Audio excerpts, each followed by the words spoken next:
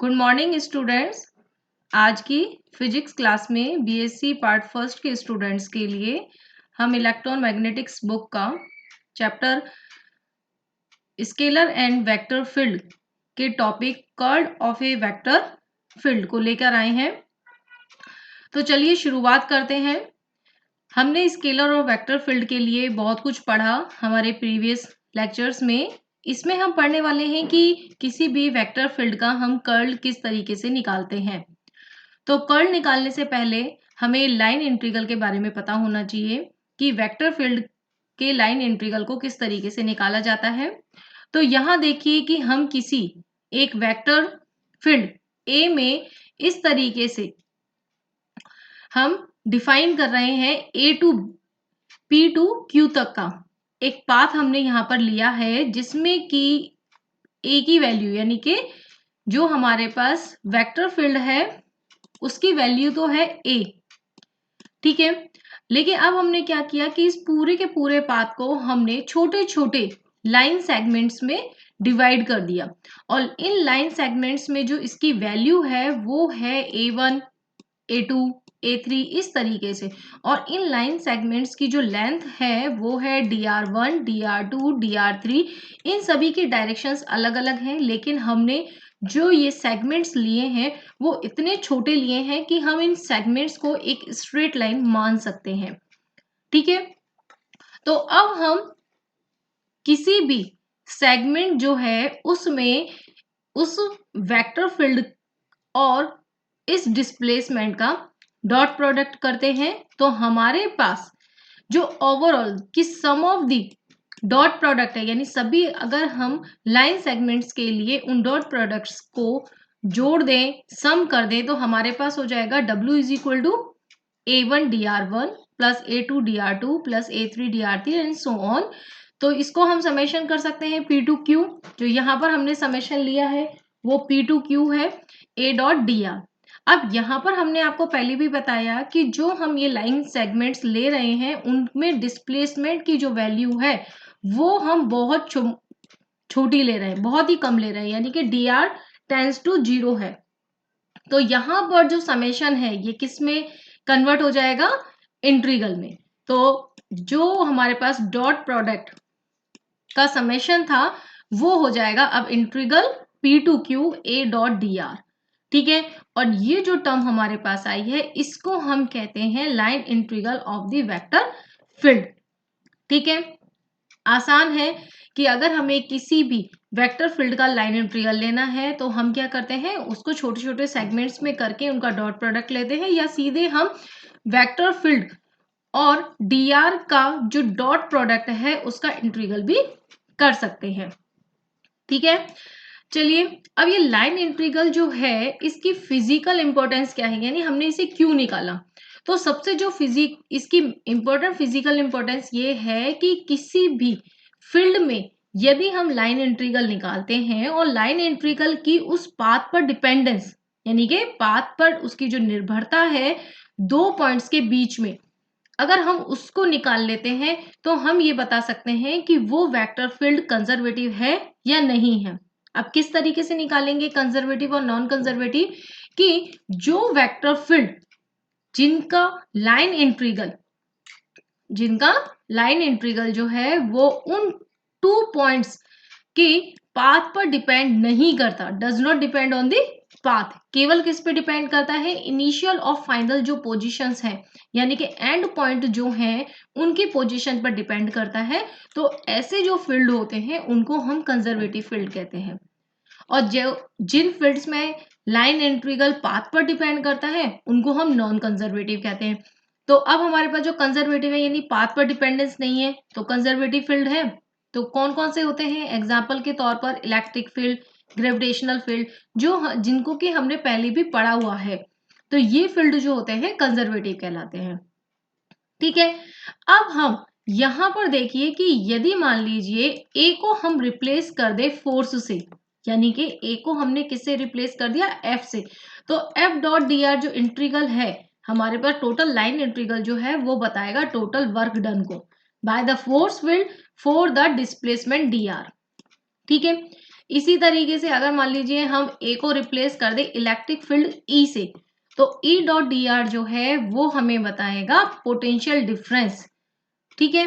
या फिर हम दूसरी भाषा में कहें कि this represents the work done in taking unit positive charge from P to Q, Q से पी से क्यू तक ले जाने में इकाई धनात्मक आवेश को ले जाने में जो किया गया कार्य है उसको ये रिप्रेजेंट करेगा। और अगर हम इसके नेगेटिव को ले लेते हैं तो वो पोटेंशियल डिफरेंस को डिफाइन करता है, ठीक है। तो ये तो हो गया लाइन इंटीग्रल के बारे में। अब हम बात करेंगे कर्ल के बारे में। तो कर्ल को पहले निकालने से पहले क्या है, हमें थोड़ी कुछ चीजों के लिए सोच देखना है कि अब की बार जो हम लाइन इंटीग्रल निकालेंगे, फर्स्ट चीज एक क्लोज पाथ में निकालेंगे, ठीक है। जो आपको डायग्राम में दिखाई दे रहा है कि हम इस तरीके का एक क्लोज पाथ लेंगे जिसमें कि हम लाइन इंटीग्रल अब की बार निकालने वाले हैं। तो जो लाइन इंटीग्रल क्लोज पाथ के लिए होता है उसको हम कहते हैं सर्कुलेशन, गामा से डिफाइन करते हैं, ठीक है। अब इसके बाद सेकेंड चीज है कि जो ये हम लाइन इंटीग्रल निकालने वाले हैं ये क्या करता है कि उस सरफेस के जो ओरिएंटेशन है उस क्लोज्ड पाथ के ओरिएंटेशन पर डिपेंड करता है। यानी कि जैसे देखिए अब यहाँ डायग्राम में आपको एंटी क्लॉकवाइज उसकी डायरेक्शंस दिख रही है ओरिएंटेशन, ठीक है। तो अगर हम एंटी क्लॉकवाइज ले रहे हैं या क्लॉकवाइज ले रहे हैं तो उससे दोनों से ही हमें कर्ल की वैल्यू अलग अलग मिलेगी। तो इस चीज का हमें ध्यान रखना है, ठीक है। अब इसके बाद जो हमारे पास कर्ल की डेफिनेशन है, देखिए पहले हम कर्ल की डेफिनेशन आपको बता देते हैं, फिर उसके बाद हम इसको किस तरीके से निकालेंगे उसे हम देखेंगे, ठीक है।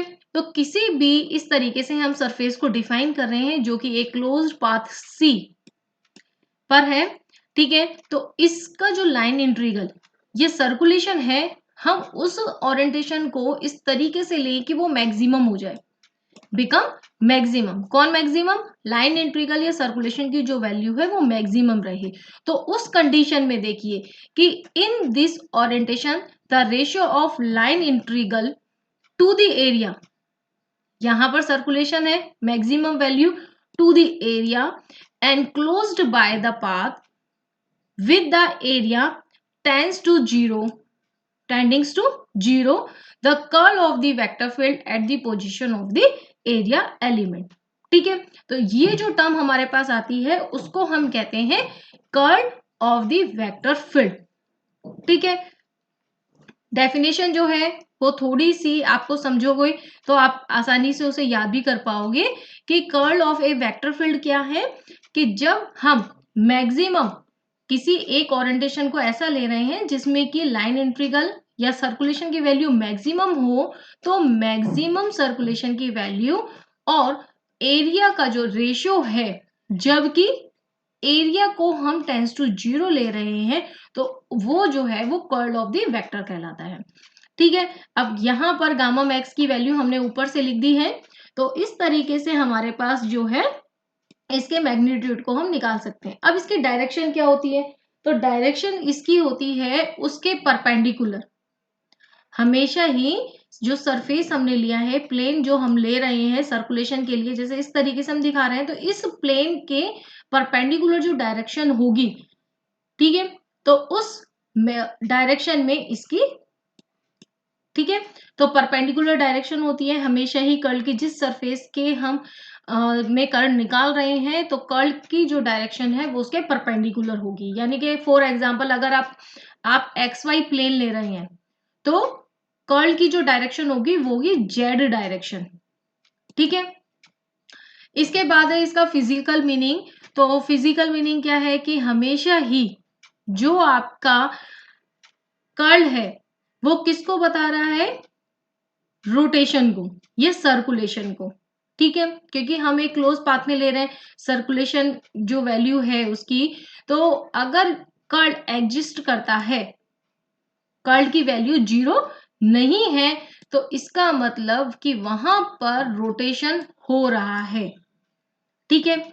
अब फॉर एग्जाम्पल कि यदि मान लीजिए हम कोई भी फ्लूइड लेते हैं, तो अगर हम वेक्टर फील्ड ले रहे हैं वेलोसिटी, वेक्टर फील्ड क्या ले रहे हैं अब की बार? वेलोसिटी, जिसका कि कर्ल जीरो नहीं है, तो इसका मतलब क्या है कि वो जो फ्लूइड है वो इस तरीके से, यहाँ पर दो तरीके बताए क्लॉकवाइज एंड एंटी क्लॉकवाइज, तो इस तरीके के मोशन या इस तरीके की डायरेक्शंस में वो मोशन करते हैं। जैसे आपने देखा होगा कि जो कोई भी पानी का बर्तन अगर लें, उसके पैंते में अगर हम छेद कर देते हैं तो वो सर्कुलेटेड होते हुए वो पानी बाहर निकलता है। तो that is also example of curl. Okay, और जिन वेक्टर्स के लिए कर्ल की वैल्यू 0 नहीं होती है उनको हम कहते हैं रोटेशनल या कर्ल वेक्टर फील्ड, जैसे कि मैग्नेटिक फील्ड। ठीक है, नॉन कर्ली जो होते हैं, जिनका कर्ल की वैल्यू 0 नहीं होती है, लेकिन जिनकी लिए कर्ल की वैल्यू 0 होती है, उनको इररोटेशनल वेक्टर भी कहा जाता है। अब यहाँ पर मैंने इसको है ना थोड़ा बोल्ड किया हुआ है, इसका मतलब है कि इररोटेशनल वेक्टर जो होते हैं वो कुछ स्पेशल होते हैं। उनकी प्रॉपर्टी क्या होती है कि उनका कर्ल 0 होता है। ठीक है, जब हमने डाइवर्जेंस पढ़ा था तो वहां पर भी हमने इसी तरीके से जिन स्केलर क्वांटिटीज का डाइवर्जेंस 0 होता है, वेक्टर क्वांटिटीज का डाइवर्जेंस 0 होता है, तो वो क्वांटिटी जो है वो सोलेनोइडल कहलाती है। वेक्टर फील्ड्स की बात कर रहे हैं हम, स्केलर की बात नहीं कर रहे हैं। डाइवर्जेंस जो है उस टाइम पर डाइवर्जेंस जिनका 0 होता है उनको सोलेनोइडल कहते हैं, जिनका कर्ल 0 होता है उन वेक्टर फील्ड्स को हम इररोटेशनल वेक्टर कहते हैं। तो ये वेक्टर्स की प्रॉपर्टीज हैं जिनको कि आपको ध्यान रखना है। ठीक है, अब चलिए शुरुआत करते हैं हम कि किसी कार्टेशियन कोऑर्डिनेट में हमने कोई सरफेस लिया है तो उसके लिए हम कर्ल की वैल्यू किस तरीके से निकालेंगे। यहाँ पर देखिए कि आपको एक सरफेस प्लेन दिख रहा है K11, तो इसमें हमने इस तरीके से एंटी क्लॉकवाइज इसमें ओरिएंटेशन लिया है इसका, फर्स्ट थिंग। तो अब जब हम इनके लिए कर्ल की वैल्यू या सर्कुलेशन की वैल्यू निकालेंगे तो हमें क्या करना है, सबसे पहले तो कि एक्स वाई और जेड कंपोनेंट जो हैं उनके लिए एक्सप्रेशंस हम अलग अलग निकालेंगे। ठीक है, हम कंबाइंड नहीं निकाल सकते। तो चलिए शुरुआत करते हैं हम इसके एक्स कंपोनेंट या वाई कंपोनेंट जो हमारे पास यहाँ पर है कि ये जो सरफेस हमने लिया है इसके अकॉर्डिंग इसका कौन सा कंपोनेंट आएगा। जैसे कि अब देखिए यहाँ पर जो हमने सरफेस लिया है वो ली है एक्स और वाई में, एक्स और वाई में, तो इसकी डायरेक्शन मैंने आपको बताया था कहां पर होगी, जेड डायरेक्शन में। कर्ल की जो डायरेक्शन होगी वो जेड डायरेक्शन होगी, यानी कि इस सरफेस एरिया से जो हम इसका कंपोनेंट निकालेंगे वो होगा जेड कंपोनेंट। ठीक है, तो इस सरफेस के लिए हम चलिए शुरुआत करें कि सबसे पहले हम निकाल लेते हैं कि KL के लिए जो यहां से लेकर के यहां तक की हम बात कर रहे हैं, तो इस वाले लाइन के लिए देखिए इस जगह पर इसकी वैल्यू क्या है। ठीक है, इसके लिए हमें लेना है, तो हमें क्या करना होगा कि यहां पर कि जैसे हम K की वैल्यू K की स्थान पर, यानी यहां पर देखिए कि X डायरेक्शन है, ये यहाँ पर जो डायरेक्शन है वो है X डायरेक्शन। ठीक है, अब लेकिन जो लंबाई है, अगर दूरी की हम बात करें तो इसमें दूरी आ रही है Y। X कंपोनेंट यहाँ पर इसकी जो वैल्यू है वो X डायरेक्शन में रहेगी, लेकिन इसकी जो लंबाई है वो Y है। तो यहाँ पर देखिए कि जो हम रेट ऑफ चेंज देखेंगे वो देखेंगे AX का इन दी Y डायरेक्शन, तो वो कितना होगा, delta AX upon delta Y। ठीक है, डायरेक्शन X है लेकिन लेंथ जो है वो Y होने की वजह से हम इसमें change rate of change delta AX upon delta Y लेंगे। ठीक है, अब यदि हम बात करते हैं इस KL की बात कर रहे हैं, तो यहां से लेकर यहां तक की जो डिस्टेंस है वो कितनी है, -dy/2। ठीक है, तो इस पॉइंट पर अगर हम इधर बात करें तो हमारे पास जो रेट ऑफ चेंज के हिसाब से जो डिक्रीज है इसमें मैग्नीट्यूड में जो डिक्रीज में होगा वो कितना होगा, -डेल्टा AX अपॉन में dy इंटू dy/2। ओके, तो हमारे पास जो कंपोनेंट होगा कि component of vector field along the KL इसमें, तो यहां पर कितना होगा AX, ठीक है, minus this rate of change. ठीक है, तो हमें एक फर्स्ट इक्वेशन मिल गई। अब इसी तरीके से हम क्या करेंगे, दूसरे पाथ्स के लिए लिखेंगे।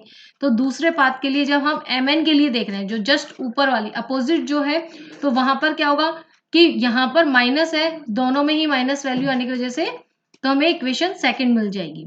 ठीक है, अब LM के लिए देखते हैं। तो LM वाली जो डायरेक्शन है उसमें हमारे पास क्या है, AY।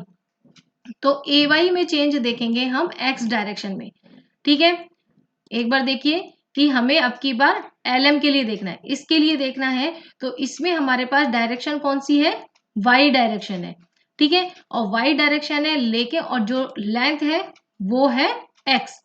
तो इस बार हम किस में कर रहे हैं, AY अपॉन डेल X, यानी AY में rate of change with respect to X हम देख रहे हैं, फिर dx बाय d2 वो dx बाय 2, और इसी तरीके से जो इसके अपोजिट वाली लाइन है यानी n के, उसमें हम इस तरीके से एक्सप्रेशन निकाल सकते हैं। ठीक है, तो अब हमारे पास जो टोटल लाइन इंटीग्रल होगा वो सबका एडअप हो जाएगा। ठीक है, सभी जो छोटे छोटे सेगमेंट्स हमने लिए थे सभी को हम ऐड कर देते हैं, तो हमें इक्वेशन नंबर 5 जो है इस तरीके से मिल जाती है। अब हमने अभी अभी कर्ल की डेफिनेशन पढ़ी है। कर्ल की डेफिनेशन में क्या था कि भाई हमें एरिया से डिवाइड करना होगा इसको। ठीक है, जबकि लिमिट एरिया टेंस टू 0। अब एरिया यहाँ पे क्या है, dx by dx into dy, तो टेंस टू 0 हो जाएगा। डायरेक्शन मैंने आपको पहले ही बताया था कि z डायरेक्शन उसकी होगी, तो ये जो कंपोनेंट है वो कर्ल का कौन सा होगा, z कंपोनेंट होगा, और यहां से हमें कर्ल का z कंपोनेंट मिल जाता है इक्वेशन नंबर 7। ठीक है, अब इसी तरीके से हम दो और रेक्टेंगल पाथ की एक सिचुएशन देखते हैं जो कि XY में और ZX प्लेन में स्थित है। तो वहां से हमारे पास जो है वो मिल जाएगा X कंपोनेंट और Y कंपोनेंट। अब टोटल कर्ल की जो वैल्यू होगी वो तीनों के एडिशन के बराबर होगी। तो यहाँ पर देखिए हमारे पास जब एडिशन करते हैं ये X फैक्टर है, ये Y फैक्टर है, ये Z फैक्टर है। ठीक है, जहां पर कि I J K जो है वो यूनिट वेक्टर्स हैं along the X axis, Y axis and Z axis. और हमारी जो इक्वेशन नंबर 10 है इसको जब हम मैट्रिक्स फॉर्म में लिखते हैं तो इस तरीके से हम एक सिंपल टर्म लिख सकते हैं कि इजीली हम किसी भी वेक्टर फील्ड के लिए किस तरीके से कर्ल निकाल सकते हैं। अब इसको अगर हम कंपेयर करें कि तो जो ये हमारे पास मैट्रिक्स है ये हमारे किसके बराबर आ जाती है, वेक्टर प्रोडक्ट के of del operator and vector A. ठीक है, इजी है निकालना, कोई दिक्कत नहीं है, बस थ्योरी अगर आपकी क्लियर है तो आप इजीली कर्ल निकालने के क्वेश्चंस कर सकते हैं। और बाकी अगर आपको इस पॉइंट से रिलेटेड कुछ भी प्रॉब्लम आती है तो आप मुझे अपने कॉलेज के व्हाट्सएप ग्रुप पर कांटेक्ट कर सकते हैं। So thank you.